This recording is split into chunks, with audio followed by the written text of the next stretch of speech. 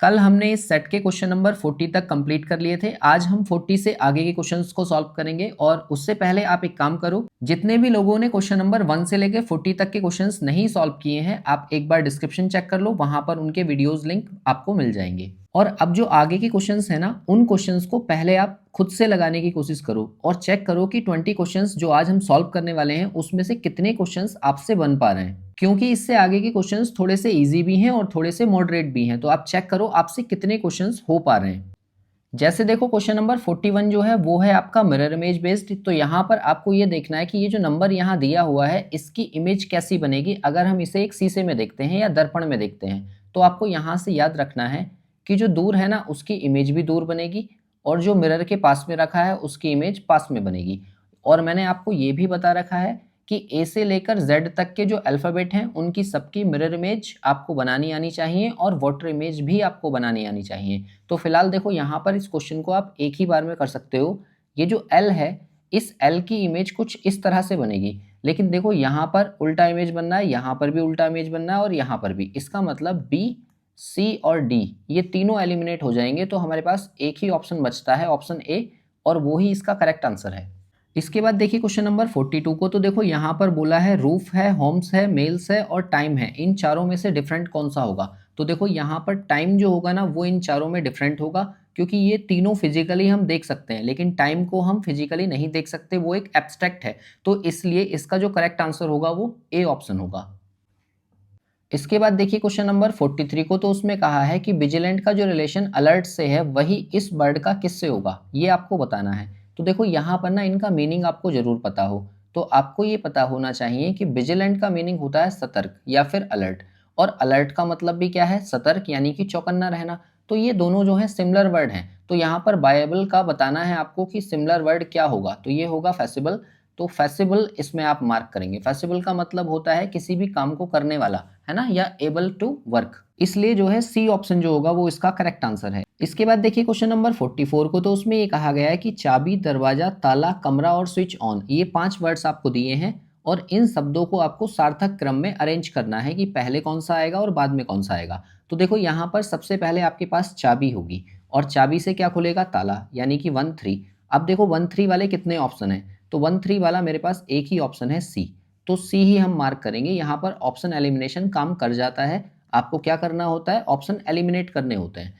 अब देखो यहाँ पर चाहे तो इसे चेक भी कर सकते हैं कि चाबी से खुलेगा ताला, और ताला खुलने के बाद में दरवाजा खुल जाएगा यानी कि 2, और उसके बाद में हम कमरे में जाएंगे यानी कि 4, और फिर स्विच ऑन करेंगे लाइट का यानी कि 5। तो ये वाला जो रिलेशन है ये हमारा सही होगा। इसके बाद देखिए क्वेश्चन नंबर 45 को। तो देखो उसमें ऑनेस्ट को दिया है कि इससे कोड किया गया है, तो आपको बताना है कि इनफ को किससे कोड किया जाएगा। तो आप यहाँ पर लिखो ऑनेस्ट, तो यहाँ लिख लिया मैंने HONEST, और उसी के जस्ट नीचे हम उसका कोड लिखेंगे ताकि हमें आसानी से पता चल जाए कि किस में क्या लॉजिक लगा हुआ है। अब देखो T होता है 20, S होगा 19, ये 5 होगा, ये 14 होगा, ये 15 और ये 8। लेटर के प्लेस आपको याद होने चाहिए। ये 14 है, ये 20, ये 18, ये 8 हो जाएगा, ये 21 और ये भी 21। अब देखो सबसे लास्ट में देखो आप, 20 से 21 हो रहा है यानी कि +1, और 19 से 21 हो रहा है यानी कि +2 हुआ है, फिर +3 है, फिर +4 है, फिर +5 है और फिर +6 है। यानी कि पीछे से आगे की तरफ आते वक्त हम एक एक बढ़ते जा रहे हैं और प्लस करते जा रहे हैं। अब देखो हमें इनफ का कोड निकालना है, तो हम यहाँ पर लिख लेते हैं इनफ, ENOUGH। अब यहाँ पर ये देखो कि इनफ में जो H होता है वो 8 पर होता है, तो इसमें जब मैं +1 करूँगा, क्योंकि लास्ट से +1 कर रहे हैं ना, तो 9 आएगा मतलब I आएगा। ऐसे ही G जो होता है वो 7 होगा। अब 7 में मुझे 2 प्लस करना है तो 9 आएगा मतलब I आएगा। ऐसे ही फिर देखो तीसरा नंबर जो है वो 21 है यानी कि U। अब इसमें मुझे 3 प्लस करना है, जब हम इसमें 3 प्लस करेंगे तो 24 आएगा यानी कि X आएगा। तो आप वो ऑप्शन चेक करो जिसके लास्ट में XII दिख रहा है, और ऐसा मुझे D ऑप्शन दिख रहा है। देखो D में सबसे लास्ट में XII है, इसका मतलब D ही जो होगा वो इसका करेक्ट आंसर है। इसके बाद देखिए क्वेश्चन नंबर 46 को। तो 46 में देखो लॉयन को कह रखा है कि इससे कोड कर रहे हैं, तो टाइगर को किससे कोड करेंगे। तो ये भी ऐसे ही है, LION लिखो और लेटर के प्लेस लिख लो। तो देखो यहाँ पर ये 12 होगा, ये 9 और ये 15 और ये 14। अब इसका जो कोड दिया है वो दिया है हमें KH n और m। तो यहाँ पर ये 11 हो जाएगा, ये हो गया आपका 8, ये हो गया 14 और ये 13। तो देखो आपको पता चल रहा है कि यहाँ -1 है, यहाँ पर भी -1 और -1, मतलब चारों में -1 का लॉजिक लग रहा है। अब हमें टाइगर का कोड निकालना है, तो TIGER मैंने यहाँ पर लिख लिया। अब -1 करेंगे, देखो R होता है 18, 18 से 1 माइनस करेंगे तो आएगा 17 यानी कि Q। ऐसे ही ये है 5, तो 5 से 1 माइनस करेंगे तो 4 आएगा यानी कि D। ये है 7, 7 से 1 माइनस करेंगे तो F आएगा क्योंकि 6 होता है। अब I होगा 9, तो 9 से 1 माइनस करेंगे तो H आएगा। और ये है आपका 20, 20 से 1 माइनस करेंगे तो S आएगा। अब आप ये देखो SHFDQ ये कौन से वाले ऑप्शन में हमें दिख रहा है, तो हमें ए ऑप्शन में दिख रहा है, तो ए ही जो होगा वो इसका करेक्ट आंसर होगा। इसके बाद देखिए क्वेश्चन नंबर 47 को, तो देखो यहाँ पर साइन चेंज करने के लिए बोला है कि इस एक्सप्रेशन में जो सबसे लास्ट में दिया है आप साइन चेंज करके सॉल्व करके बताओ क्या आएगा। तो देखो साइन चेंज कर लेते हैं, यहाँ पर 36 लिखा है, फिर इंटू, अब इंटू का मतलब है माइनस, तो यहाँ माइनस लगा दिया, फिर 4 है, इस ब्रैकेट को बंद कर दिया, और फिर माइनस, इस माइनस की जगह पर हमें क्या करना है, देखो माइनस के बारे में बोला है कि आप डिवाइड का साइन लगाओ, तो यहाँ डिवाइड का साइन आ गया, और फिर कितना दिया है 8, फिर इंटू है, तो इंटू का अर्थ है माइनस, तो -4 कर लिया। अब देखो अपॉन में करने से पहले आप इसी को चेक करो कि ये कितना आ रहा है। यहाँ पर 36 है, 36 में से 4 माइनस करेंगे तो 32 आएगा, और उस 32 को इस 8 से मैं डिवाइड करूँगा तो 4 बार कट जाएगा, और लास्ट में 4 - 4 होगा तो ऊपर कितना आएगा, 0 आएगा। अब अपॉन में कुछ भी आए, ये टर्म सॉल्व होने के बाद 0 ही तो आएगा, इसका मतलब ए ऑप्शन जो है ना वही इसका करेक्ट आंसर है। तो ज़रूरी नहीं है हमें पूरा ही सॉल्व करना पड़े, कई बार हम आधे क्वेश्चन को सॉल्व करके भी आंसर निकाल सकते हैं। इसके बाद देखिए क्वेश्चन नंबर 48 को, तो 48 में देखो एक सीरीज आपको दे रखी है, अब बताओ मुझे कि सीरीज में कौन सा लॉजिक लग रहा है। देखो 5 से क्या बनना है, 9, तो इसका मतलब 5 की इंटू 2 में की होगी, 5 2 जा 10 और -1, तो कितना आएगा 9, और फिर 9 से कितना बनना है 16, तो आप ये कहो कि 9 में इंटू 2 कहा जाएगा और -2 किया जाएगा, तो ये कितना आ जाएगा 16, 9 दूनी 18 -2। ऐसे ही फिर 16 से हमें क्या दिख रहा है 29, तो हम क्या करेंगे 16 का इंटू 2 से करेंगे, 16 दूनी 32 और माइनस कर देंगे 3, तो ये कितना हो जाएगा 29। अब देखो आपको पैटर्न समझ में आ गया होगा कि इंटू 2 करके पहले 1 फिर 2 फिर 3 फिर 4 फिर 5 इस तरह से माइनस करना है। अब देखो 29 से मुझे 54 बनाना है, तो हम क्या करेंगे 29 का इंटू करेंगे 2 टाइम्स और माइनस कर देंगे 4, तो कितना आ जाएगा ये 54। फिर ऐसे ही 54 से हम किसको बनाएंगे 103 को, तो इंटू 2 करना है और -5 कर देना है, तो यहाँ से 103 मिल जाएगा। तो अब फाइनली हम क्या करेंगे 103 का इंटू 2 करेंगे और माइनस करेंगे 6, तो आप ये देखो 3 2 जा 6, तो 6 ही माइनस हो जाएगा, यानी कि कितना बचेगा ये 200, जो कि हमें बी ऑप्शन में दे रखा है, तो बी ही इसका करेक्ट आंसर है। इसके बाद देखिए क्वेश्चन नंबर 49 को, तो उसमें कहा गया है कि आप बताइए कौन सा विषम है, चारों में से वो ऑप्शन आपको सेलेक्ट करना है। तो देखो 12 से अगर मुझे 37 बनाना है तो हम इसको कैसे बनाएंगे कि 12 की इंटू करो आप 3 से, 12 तिया 36 और प्लस 1 37, ये लिखा है। ऐसे ही 7 से 21 बनाओ, तो 7 तिया 21 और प्लस 1 22, तो ये 22 भी दिया है। अब 8 से हम कैसे बनाएंगे, 8 तिया 24 और प्लस 3, और 15 से कैसे बनाएंगे 15 तिया 45 और 1 46। अब आप ये देखो कि सी ऑप्शन आपको डिफरेंट दिख रहा होगा, तो सी ही इसका करेक्ट आंसर है। इसके बाद देखिए क्वेश्चन नंबर 50 को, तो 50 में आपसे कहा गया है कि ये जो फिगर दी है इसमें बताइए टोटल कितने ट्राइंगल्स हैं। तो इसे ना दो भागों में ब्रेक कर लूँ। देखो एक तो ये वाला हिस्सा इतना जो दिया हुआ है इसको हम अलग करेंगे, ठीक है। तो इसको मैंने यहाँ पर कुछ इस तरह से इसकी शेप बना दी, ये वाली, और दूसरी वाली शेप जो है वो बड़ी वाली बनाओ, मतलब कुछ इस तरह से। एक शेप हमारी ये वाली हो गई।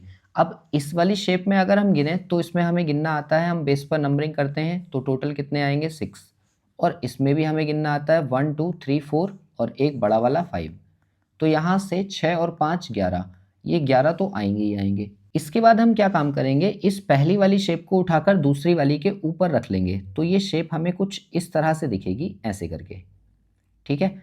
अब जैसे ही मैंने ये वाली शेप बनाई तो आप ये देखो कि कितने नए ट्राइंगल्स आपको दिखेंगे।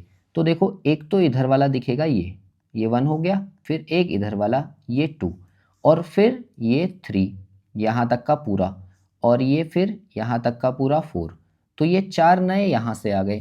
तो +4 मैंने ये लिख लिए, प्लस इसके बाद में देखो कि ये छोटे वाले भी बनेंगे, मतलब एक इधर वाला ये इतना, एक ट्राइंगल ये वाला हो गया, और ऐसे ही एक ट्राइंगल इधर साइड में भी बनेगा ये वाला। तो ये 2 ट्राइंगल यहाँ से मिल गए, और फिर एक ट्राइंगल हमें मिलेगा बड़ा वाला, जो कि हम देखेंगे यहाँ से लेकर यहाँ तक का ये होगा, ठीक है। तो ये 3 इसमें और प्लस हो गए, तो आप ये देखो टोटल कितने हो गए, 11 और 4 15, 15 और 3 18, यानी कि इसका जो सही आंसर होगा वो सी ऑप्शन होगा, 18 ट्राइंगल्स। इसके बाद देखिए क्वेश्चन नंबर 51 को, तो 51 में आपसे ये कहा गया है कि खड़िया का जो संबंध श्यामपट्ट से है वही संबंध किसका किससे होगा। तो देखो खड़िया से श्यामपट्ट पर लिखा जाता है, तो स्याही और कलम से कागज पर लिखा जाता है, इसलिए इसका ए ऑप्शन करेक्ट हो जाएगा, तो हम ए ऑप्शन मार्क कर देंगे। इसके बाद देखिए क्वेश्चन नंबर 52 को, तो उसमें कहा गया है कि डॉग को अगर हम इससे कोड कर रहे हैं तो कैट को किससे कोड करेंगे। तो देखो डॉग लिखा है DOG, डी होता है चौथे नंबर पर, ओ होता है 15 और जी होता है 7 पर, और देखो यही कोड जो है वो इसके आगे लिखा हुआ है, तो हमें किसका बनाना है, कैट का। तो कैट का जब हम कोड लिखेंगे तो सी होता है 3 पर, ए होगा 1 पर, और टी होगा 20 पर, यानी कि 31 20 जो होगा वो इसका करेक्ट आंसर होगा, मतलब बी ऑप्शन करेक्ट। इसके बाद देखिए क्वेश्चन नंबर 53 को, तो उसमें ये कहा है कि 4 विकल्प आपको दिए गए हैं, आपको बताना है कि इनमें उलटफेर करके कौन से 3 जो हैं वो सिमिलर होंगे और बाकी का एक डिफरेंट है, बताइए कौन सा है। तो देखो इस क्वेश्चन को हम सॉल्व करते हैं किस तरह से, जम्बलिंग वर्ड की हेल्प से। ये एक्चुअल में जो चैप्टर दिया हुआ है रीजनिंग का वो होता है जम्बलिंग वर्ड, मतलब इनके अल्फ़ाबेट्स को आप आपस में अरेंज करिए और उससे एक मीनिंगफुल वर्ड बनाइए। जैसे ये लिखा हुआ है तो ये क्या है, कोट है, COAT कोट, और ऐसे ही ये क्या लिखा है, ये ब्लाउज लिखा है, BLOUSE ब्लाउज हो गया, और ये जो लिखा है ये स्कर्ट लिखा है, SKIRT स्कर्ट। तो ये तीनों जो हैं ये क्या है, क्लोथ्स हैं, जबकि ये क्या लिखा हुआ है, ये वास्तव में कोई वर्ड नहीं बना रहा है, यहाँ से बनता भी तो क्या बनता, FIRST फर्स्ट बनता, जबकि ये कुछ है ही नहीं, इसलिए ए ही जो होगा वो इसका डिफरेंट है, तो हम ए ऑप्शन को ही मार्क करेंगे।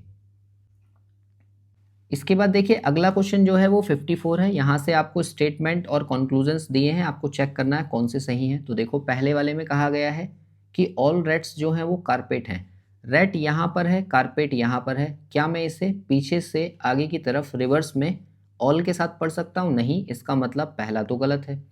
फिर सेकंड वाले को देखो, इसमें कहा है ऑल कारपेट्स आर विंडो, तो कारपेट देखो यहाँ लिखा है और विंडो यहाँ लिखा है, तो कारपेट से विंडो की तरफ क्या मैं इसे ऑल के साथ पढ़ सकता हूँ, नहीं, क्योंकि हम ऑल वाले स्टेटमेंट को पीछे से सम के साथ में पढ़ते हैं, तो ये भी गलत होगा।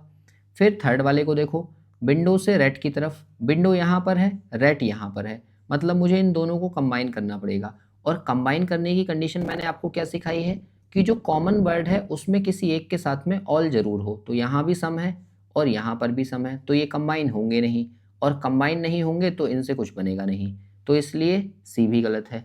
फिर नेक्स्ट दिया है आपको रेट और विंडो, अब ये भी वही चीज़ है कॉम्बिनेशन से बनने वाला, तो ये भी नहीं बनेगा, और चारों अगर गलत हो जाते हैं तो हमें चेक करना होता है ईदर का केस, बट जरा ऑप्शन देखो, ऑप्शन में आपको कहीं पर भी ईदर का केस बना हुआ नहीं दिख रहा है, तो हम इसका जो आंसर मार्क करेंगे वो क्या करेंगे कि इनमें से कोई सा भी नहीं है, क्योंकि हो सकता है ईदर का केस बन जाता। इसके बाद देखिए 55 को, तो 55 भी ऐसा ही क्वेश्चन है। देखो यहाँ पर आपसे कहा गया है कि टीचर और एडवोकेट्स में आपको 2 स्टेटमेंट दे रखे हैं, एक प्लेयर में और टीचर में दे रखा है, तो आप नीचे दिए हुए कंक्लूजन्स को चेक करो और बताओ कौन सा सही है कौन सा गलत। तो देखो प्लेयर से लेकर एडवोकेट की तरफ, तो प्लेयर नीचे वाले स्टेटमेंट में है और एडवोकेट ऊपर वाले स्टेटमेंट में है, तो टीचर से टीचर को कट हो जाना चाहिए था, बट क्या ये होगा, नहीं, क्योंकि यहाँ पर भी सम है और सम वाले स्टेटमेंट के पीछे भी सम होता है, और सम वाले 2 स्टेटमेंट आपस में जुड़ते नहीं है, इसलिए उनसे कोई भी कंक्लूजन नहीं बनेगा। फिर सेकंड को देखो, यहाँ एडवोकेट है यहाँ प्लेयर है, तो एडवोकेट ऊपर है प्लेयर नीचे है, तो ये वाला भी नहीं बनेगा। फिर क्या थर्ड बन सकता है, देखो एडवोकेट यहाँ है टीचर यहाँ पर है, तो एडवोकेट और टीचर सिर्फ पहले वाले में ही मुझे दिख रहा है, तो क्या मैं सम वाले स्टेटमेंट को पीछे की साइड से भी सम के साथ पढ़ सकता हूँ, तो ये बात हम जानते हैं ऐसा होता है, तो इसका मतलब तीसरा वाला सही है, तो इसका जो आंसर होगा वो क्या हो जाएगा, ओनली थर्ड फॉलोज, मतलब केवल तीसरा वाला जो है वो सही आंसर है। इसके बाद देखिए क्वेश्चन नंबर 56 को, तो देखो इसमें आपको एक इक्वेशन दे रखी है ये वाली, तो इसको हम यहाँ लिख लेते हैं, 6 है फिर 7 है फिर 8 है फिर उसके बाद में 8 है, फिर 2 है और है फिर 50। अब देखो इसमें हम साइन चेंज करते हैं जो अल्फ़ाबेट की जगह पर दे रखे हैं। जैसे ए दिया था तो ए की जगह पर हमें क्या रखना है, प्लस, तो मैंने यहाँ पर प्लस भर दिया। फिर देखो बी दिया है तो बी की जगह पर मुझे माइनस भरना है तो यहाँ माइनस भर दिया। फिर उसके बाद में सी दिया है तो सी की जगह पर बोला है इंटू लगाओ तो यहाँ इंटू लगा लिया। फिर उसके बाद में डी दिया है तो डी का अर्थ है डिवाइड तो यहाँ पर डिवाइड लगा दिया। और फिर से ए दिया हुआ है तो ए का मतलब प्लस, यानी कि यहाँ पर भी प्लस लगा दिया। अब इस इक्वेशन को आप बोर्ड मास के रूल की हेल्प से सॉल्व करो। तो देखो कैसे सॉल्व होगा ये। इस वाले 2 से मैंने इस 8 को डिवाइड किया तो 4 आएगा और 4 की इंटू हम इस वाले 8 से कर लेंगे तो ये कितना हो जाएगा, माइनस के 32 और लास्ट में प्लस के 50 ही लिखा है। और इधर कितना हो जाएगा, ये 7 और 6 13 यानी कि 13। तो ये टोटल कितना हो गया, 50 को हमने ऐड कर लिया 13 में, यानी कि ये हो गया आपका 63 और उसमें से हमें माइनस करना है 32 तो ये बच जाएगा आपका 31 और 31 प्लस का बचेगा। इसका मतलब ए ऑप्शन जो है वो इस क्वेश्चन का करेक्ट आंसर है, तो आप ए मार्क करेंगे। इसके बाद देखिए क्वेश्चन नंबर 57 को, जो कि स्टेटमेंट और कंक्लूजन से दिया हुआ है कि संयुक्त राष्ट्र ने 21 जून को विश्व योग दिवस के रूप में अपनाया है। इससे भारत की गौरवशाली परंपरा को पूरे विश्व में बढ़ावा मिल रहा है। ठीक है, ये हमारा स्टेटमेंट है और इसके बेस पर हम यहाँ पर कंक्लूजन देखेंगे कौन से वाले सही हैं। देखो पहले में कहा गया है कि योग केवल 21 जून को ही किया जाता है, तो ये तो भाई गलत हो जाएगा क्योंकि इसमें केवल वर्ड आ गया। जब कभी आपको दिख जाए केवल वर्ड तो समझ लो वो गलत होता है ना, ज़्यादातर मतलब। तो ये वाला गलत हो गया। अब सेकंड को देखो, अधिक लोग योग करने के लिए भारत आ रहे हैं। भाई स्टेटमेंट में कहीं पर भी ऐसा नहीं कहा गया कि लोग भारत आकर योग कर रहे हैं, सिर्फ ये कहा गया है कि भाई इससे क्या है, पूरे विश्व में हमें क्या मिल रहा है, बढ़ावा मिल रहा है, भारत का नाम हो रहा है। ठीक है, तो यहाँ पर लोगों के आने या जाने की कोई जिक्र नहीं है, इसका मतलब दूसरा भी गलत है। तो इसका आंसर क्या होगा कि ना तो पहला वाला सही है और ना ही दूसरा वाला सही है, मतलब सी विकल्प जो है वो सही होगा। इसके बाद देखिए 58 को, तो उसमें कहा है कि 6 अंकों की सबसे छोटी संख्या कौन सी है जो 111 से पूर्णतः विभाजित हो जाएगी। तो देखो पहला ही नंबर आपको दिख रहा है कि 111 से पूरा पूरा कट जाएगा, तो हम इसी को मार्क कर देंगे। हालांकि अगर आपको चेक करना है तो आप कैसे चेक करेंगे, यहाँ दिया है 111। अब 111 के अगर मैं फैक्टर्स करूँ तो 3 आएगा और 3 से इसको कट किया तो कितना आएगा, ये 37। अब ऐसा नंबर जो 3 से भी और 37 दोनों से कटेगा उसी को हम मानेंगे कि वो इससे भी कट जाएगा। तो फिलहाल यहाँ पर हमें क्या चेक करना पड़ेगा, 3 से कट करने के लिए आप चेक करोगे तो डिजिट सम आपको चेक करना पड़ेगा कि अंकों का योग जो है वो 3 से कटना चाहिए। और देखो वो पहले वाले ऑप्शन में भी है, दूसरे में भी है और लास्ट वाले में भी है। मतलब यहाँ से 3 की हेल्प से आप सिर्फ किसको एलिमिनेट कर पाए, सी ऑप्शन को। तो बाकी को आपको चेक करना ही पड़ेगा 37 से डिवाइड करके, या फिर आप सीधे सीधे एक काम करो कि 111 इसको हम डिवाइड कर लेते हैं किससे, 111 से। तो पहले कितनी बार जाएगा, 1 टाइम्स, तो यहाँ से आ जाएगा 111। अब देखो यहाँ से 1 नीचे उतारेंगे बट इसका डिवाइड इसमें नहीं जाएगा तो ना जाने का 0। फिर अगला 1 उतार लिया और फिर से एक 0 लगाएंगे तो अगला 1 उतार पाएंगे और फिर ये फिर से 1 टाइम्स चला जाएगा तो 111 आ जाएगा और ये कैंसिल आउट। इसका मतलब ए ऑप्शन जो है वही आपका सही आंसर है। इसके बाद देखिए क्वेश्चन नंबर 59 को, तो देखो उसमें ये कहा गया है कि ए बी और सी 3 बहनें हैं। तो देखो मैंने यहाँ पर इसको बना लिया कि ए बी और सी तीनों की तीनों बहनें हैं, तो हमने तीनों पर सर्कल बना लिया ताकि हम इनके जेंडर को दिखा पाएँ। फिर आगे कहा गया है कि डी ई का भाई है। अब देखो ई का जिक्र इसमें नहीं किया गया तो अगला स्टेटमेंट फिर पढ़ लो। और ई जो है वो बी की बेटी है, तो बी की बेटी है तो ई को मैंने यहाँ पर नीचे बना दिया। और इसके भाई का जिक्र किया है कि डी जो है वो ई का भाई है तो डी को यहाँ बना दिया और ये क्या है, इसका भाई। फिर इसके बाद में देखो कहा गया है कि ए डी से किस प्रकार संबंधित है। तो ए का और डी से क्या संबंध है, तो देखो ये वाली एक सिंगल फैमिली बन रही है ना, तो डी जो है वो ई का भाई है और बी जो है वो ई की और डी की मम्मी है। तो मम्मी की जो सिस्टर होती है उसको हम क्या कहते हैं, मौसी, यानी कि सी ऑप्शन जो होगा वो इस क्वेश्चन का करेक्ट आंसर होगा। इसके बाद देखिए क्वेश्चन नंबर 60 को, तो 60 में आपको एक वेन डायग्राम दिया हुआ है और इस वेन डायग्राम को देखकर आपको बताना है कि केवल 2 समाचार पत्र पढ़ने वाले व्यक्तियों की संख्या क्या होगी। तो देखो जब कभी ये 3 इस तरह से वेन डायग्राम आपस में कट करें तो कट करने के बाद देखो जो हिस्सा मैं डार्क कर रहा हूँ ना वो दोनों के लिए होता है, एक ये वाला पार्ट, ऐसे ही फिर एक ये वाला पार्ट और फिर एक ये वाला पार्ट। इन तीनों को अगर मैं ऐड कर दूं तो मुझे यहाँ से मिलेगा जो केवल 2 न्यूज़पेपर पढ़ने वाले व्यक्ति हैं। तो देखो यहाँ से कितना है 20, तो ये 20 ले लिया, और प्लस यहाँ से है ये कितना 10, तो ये 10 प्लस हो गया, और ऊपर से कितना है 15, तो ये 15 हो गया। मतलब 20 और 10 30, 30 और 15 कितने हो गए 45, यानी कि डी ऑप्शन जो है वो इसका करेक्ट आंसर है। और ये वाले जो 3 हिस्से हैं, ये 3 हिस्से होते हैं केवल एक पढ़ने वाले। अगर इसी क्वेश्चन में पूछा होता कि केवल एक न्यूज़पेपर पढ़ने वाले कितने व्यक्ति हैं, तो ये 30 और ये 40 और ये 25, इन तीनों को हम प्लस करते। और अगर वो पूछ लेता है कि तीनों न्यूज़पेपर पढ़ने वाले कितने हैं, तो ये जो बीच में लिखे हुए हैं 4 व्यक्ति, ये वो व्यक्ति हैं जो तीनों न्यूज़पेपर पढ़ते हैं। आई होप आपको आज के भी 20 क्वेश्चंस समझ में आए होंगे। मुझे स्कोर बताओ आप कमेंट करके कि कितने क्वेश्चंस आपके सही थे आज के 20 क्वेश्चंस में। और इससे अगला जो पार्ट है ना उसको आप ज़रूर देखना, क्योंकि उसमें जो रीजनिंग के क्वेश्चंस दे रखे हैं ना वो सारे के सारे लॉजिकल रीजनिंग पर बेस्ड हैं।